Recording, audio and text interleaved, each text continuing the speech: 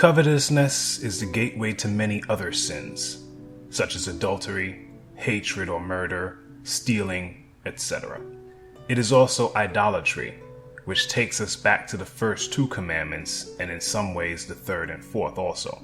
And coveting starts with the lust of the eyes. The very first sin our first parents committed in the garden was a result of coveting. The woman was convinced. She saw that the tree was beautiful and its fruit looked delicious, and she wanted the wisdom it would give her. In fact, the word used to describe Eve's lust for wisdom or knowledge, wanted, is word 2530 in the Hebrew section of the Strong's Concordance, kamad, which is the same word that has been translated covet in the 10th commandment, meaning to desire or take pleasure in. You shall not covet your neighbor's house. You shall not covet your neighbor's wife, nor his manservant, nor his maidservant, nor his ox, nor his donkey, nor anything that is your neighbor's. It is that wicked desire that drives many to the sin of covetousness, which usually starts with the eyes. People will see something that others have and they will desire it for themselves. And like lying and murder, covetousness also has its origin in the devil, who was the very first being to covet. What is more, Satan is guilty of coveting the Creator himself, as we see in the account of Isaiah chapter 14. How you have fallen from heaven, O star of the morning, son of the dawn. You have been cut down to the earth, you who have weakened the nations. But you said in your heart, I will ascend to heaven. I will raise my throne above the stars of Elohim, and I will sit on the mount of assembly in the recesses of the north. I will ascend above the heights of the clouds. I will make myself like the Most High.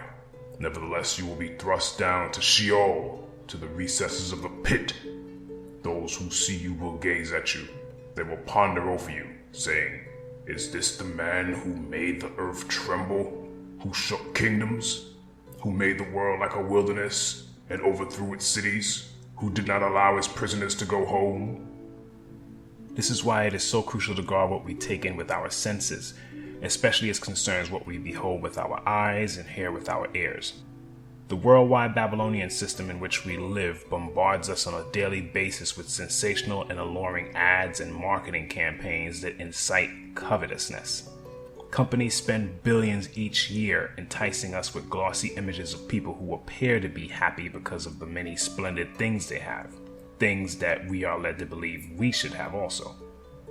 This continuous manipulation that is led by ads appeals to the base, selfish appetites of those who do not guard their eyes and ears from these things.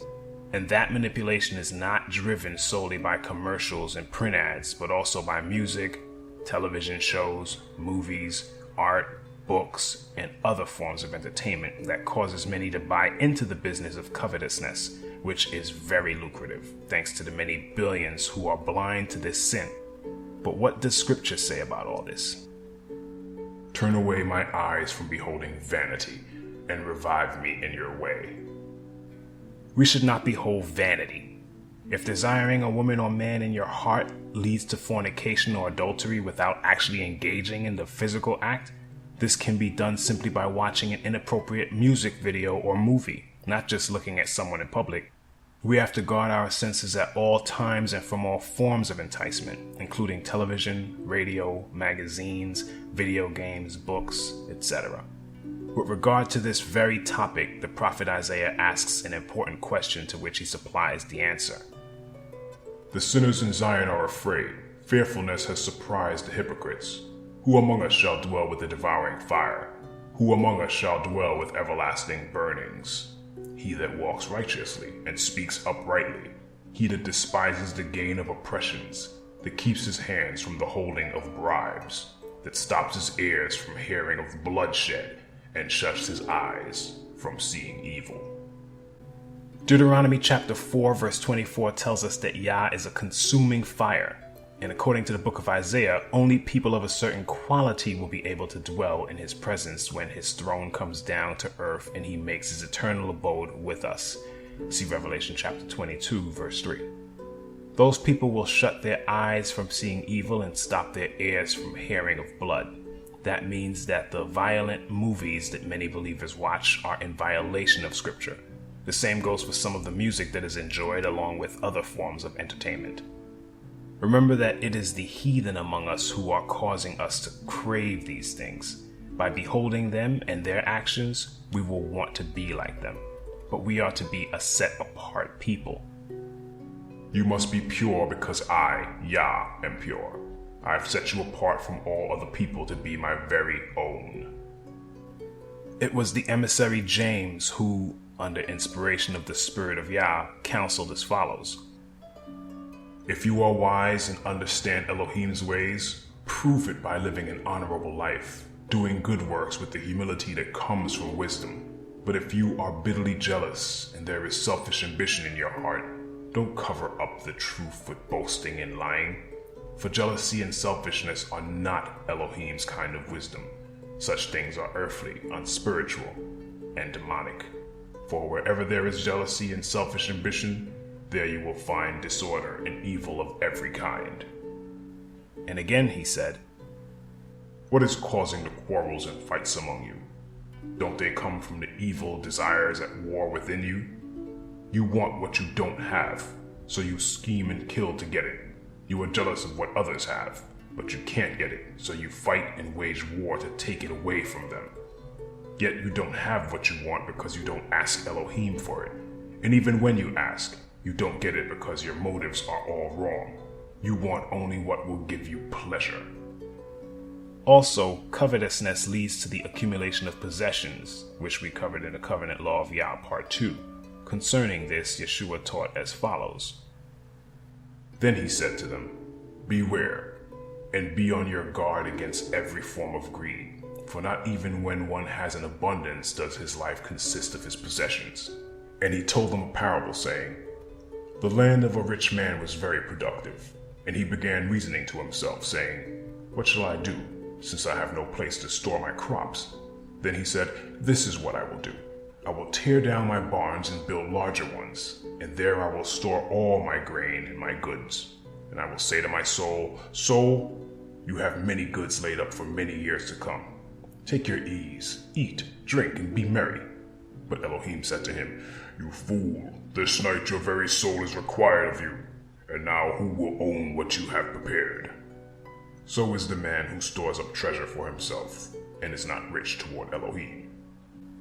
Seeing we are in the last days, many are bearing witness to the signs of the times, considering all the judgments that have been poured out by Yah in the form of floods, hurricanes, tornadoes, tsunamis, earthquakes, sinkholes, and much more. Fiat currencies are losing value in various countries, and inflation and hyperinflation are being experienced in many parts of the world. It is causing a lot of people to hoard gold and silver and other hedges against the coming financial turmoil. Many see the end of currency ahead, and that will result in the wealth of individuals being wiped out virtually overnight. Not to mention what will happen to those of us who are barely scraping by or are dirt poor already. But because of the culture of covetousness and idolatry, people feel they need to store up treasures in this life and surround themselves with many lavish things. This is why gold and silver is being purchased in such massive quantities. But as our ancestors experienced the following in the days of old, so too will the people today experience likewise. They will throw their money in the streets, tossing it out like worthless trash. Their silver and gold won't save them on that day of Yah's anger. It will neither satisfy nor feed them, for their greed can only trip them up. They were proud of their beautiful jewelry and used it to make detestable idols and vile images. Therefore, I will make all their wealth disgusting to them. I will give it as plunder to foreigners, to the most wicked of nations, and they will defile it. Considering all this, it would be wise to obey the 10th and final commandment in the covenant law that was inscribed in stone by Yah's own finger. You shall not covet your neighbor's house. You shall not covet your neighbor's wife, nor his manservant, nor his maidservant, nor his ox, nor his donkey, nor anything that is your neighbor's. In closing, the first 4 commandments in the covenant law instruct us on how we are to love Yah, and the result of that love, which is the keeping of these laws, is seen in the redeemed. In Revelation chapter 7 we are told, And one of the elders answered, saying unto me, Who are these who are arrayed in white robes, and from where did they come? And I said unto him, Sir, you know. And he said to me, These are they who come out of great tribulation, and have washed their robes and made them white in the blood of the Lamb. Therefore are they before the throne of Elohim, and serve him day and night in his temple, and he that sits on the throne shall dwell among them. Since they serve Elohim day and night in his temple, they have no other deities before them. This speaks to the first commandment, and in Revelation 20 verse 4, another company is described as those who had not worshipped the beast, neither his image, neither have received his mark upon their foreheads or in their hands. Since this redeemed company worshipped only Yah and refused to worship the beast and his image and receive any of his marks, this speaks to the second commandment. And in Revelation 14 verse 1, we read concerning the 144,000, And I looked, and lo, a Lamb stood on Mount Zion, and with him 144,000, having his Father's name written in their foreheads. The Father's name being written in their foreheads means that they do not make Yah's name vain, empty, or false. And this speaks to the third commandment. Also mentioned in Revelation chapter 20 verse 4 is the fact that the redeemed lived and reigned with Messiah 1,000 years. This refers to the millennial Sabbath and speaks to the fourth commandment. I've found references to some of the other commandments as well. In Revelation 14 verse 4 we read, They have kept themselves as pure as virgins, following the Lamb wherever he goes. This speaks of the seventh commandment, for they are not adulterers and commit no spiritual fornication. And in verse 5 of the same chapter we read, They have told no lies, they are without blame. This fulfills the ninth commandment. You can look for others on your own. That said, the 10 commandments are also promises of the perfected character and heart we will soon possess. At this present time, they are commands, but in the near future, when the words of Ezekiel 36 and Jeremiah 31 are fulfilled, and we are given new hearts and Yah writes his laws on our hearts and puts them in our minds, the commands will then express who we are. So in a sense, they are also promises. For in the future, we will not have any other deities but Yah. This is promise number 1. We will not make for ourselves an idol of any kind or an image of anything in the heavens or on the earth or in the sea, and we will not bow down to them or worship them. This is promise number 2. We will not misuse the name of Yah our Elohim. This is promise number 3. We will remember to observe the Sabbath day by keeping it pure. This is promise number 4. We will honor our mother and father. This is promise number 5. We will not murder. This is promise number 6. We will not commit adultery. This is promise number 7. We will not steal. This is promise number 8. We will not testify falsely against our neighbor. This is promise number 9. And we will not covet anything that belongs to our neighbor. This is promise number 10. Bear in mind that these videos are just an introduction to this subject. We are attempting to get you to look deeper into Yah's law so that you might attain a greater understanding of it on your own and keep his law as it was intended to be kept. That being said, may you fully embrace the covenant of Yah and enjoy your walk with him with a renewed commitment to keeping his law. Praise be to the Most High Yah. Shalom.